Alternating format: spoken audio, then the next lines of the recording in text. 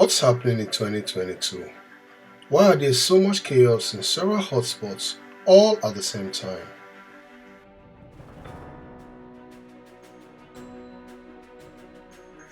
The military has closed down Islamabad, the capital of Pakistan, following political turmoil which the Prime Minister blames on the US for meddling in its internal affairs.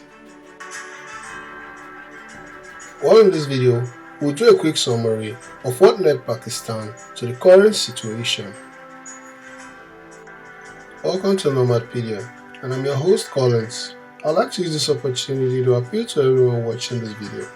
Currently, the mainstream media have all become a political tool for one party or another, and as such, I for one get all my information from independent sources. Please support our effort and help us survive. You can do this by subscribing to our channel. You can also become a patron by clicking the link below this video. Our patrons can access certain content which we dare not publish here for fear of demonetization. We also give regular shout-outs to our patrons and help them advertise their business and personalities the best way we can. Now back to today's topic. Pakistan's Prime Minister Imran Khan was elected July 2018 on a platform of tackling corruption, fixing the economy, and no longer appeasing countries such as the US that has used Pakistan as a proxy in the so-called war on terror. After the US chaotic withdrawal from Afghanistan last year, Mr. Khan as Prime Minister ruled out letting the United States establish a military base in Pakistan. His government also said American intelligence and counterintelligence agencies would not be allowed to operate within Pakistani's borders. But Pakistani military, which have pulled the support from Mr. Khan, has made it clear that it is willing to work with the United States. Imran Khan was born 5th October 1952. Before entering politics, Imran Khan was an international cricketer and captain of the Pakistani national team, which he led to victory in the 1992 Cricket World Cup in what's Pakistan's first and only victory in the competition. By the way, cricket is Pakistan's national sport. He is also well known for several things, like his marriage to British socialite Jemima Goldsmith, his philanthropy and fundraising campaign that has sponsored several cancer treatment facilities all around Pakistan. To say the least, most Pakistanis idolize Mr. Imran Khan. Moving forward, after the terrorist attacks on the United States September 11, 2001, Pakistan, then led by President Pervez Musharraf, an army general, agreed to work with the US as it pursued Al-Qaeda and other terrorist organizations. The CIA and Pakistani spy agency cooperated in arresting a number of top Al-Qaeda and Taliban leaders. But by 2006, the relationship was deteriorating as America accused Pakistani's powerful military for letting Taliban leaders maintain safe havens across the border on Pakistani soil.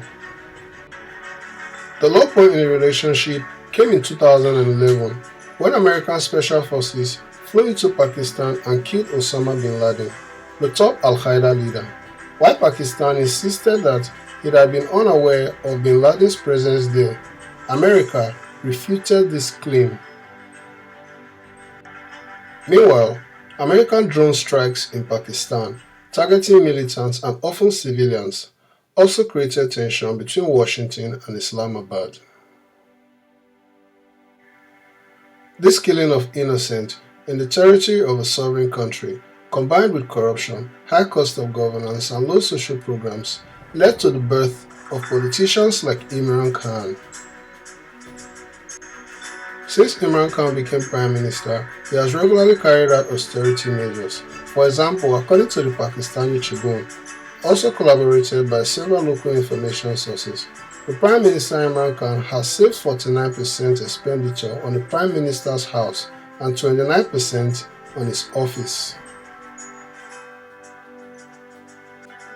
Documents revealed the expenditure of the Prime Minister's house was 590 million Pakistani rupees, which is $3,167,102 in 2018 when he came into office, and has now been reduced to 280 million Pakistani rupees, which is $1,503,000 and some chunk in 2020.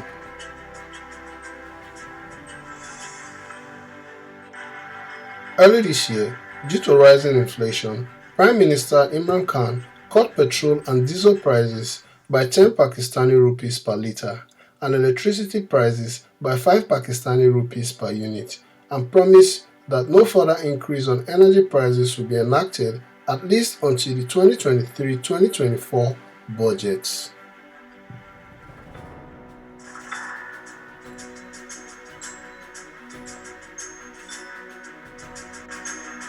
This man, from all indications, doesn't seem like a corrupt politician, but he certainly has been facing lots of challenges from the political elites, even though the vast majority of ordinary Pakistanis love this dude.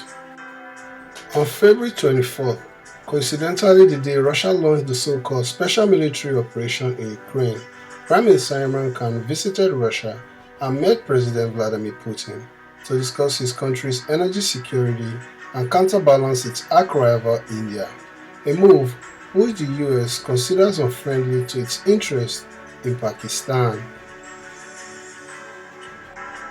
Russia's actions were met by a fierce sanctions war by Western powers.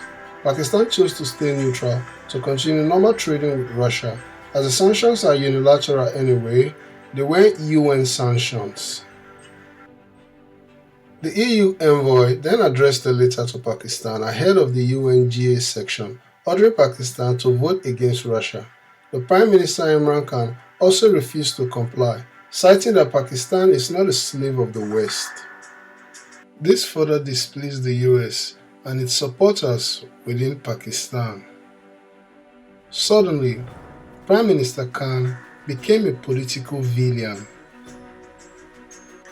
Since 8th of March, Imran Khan is facing a vote of no confidence from the opposition in Parliament House, so much so that during an interview with local GeoTV, Raja Riaz, a legislator from Imran Khan's PTI party, said, "We have difference with the Prime Minister, who will vote according to our conscience," he said, claiming that there are more than 20 defectors.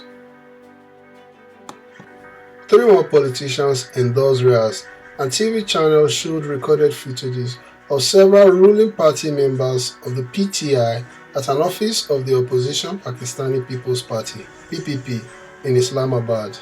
However, the president dissolved Parliament of Pakistan on advice from the Prime Minister.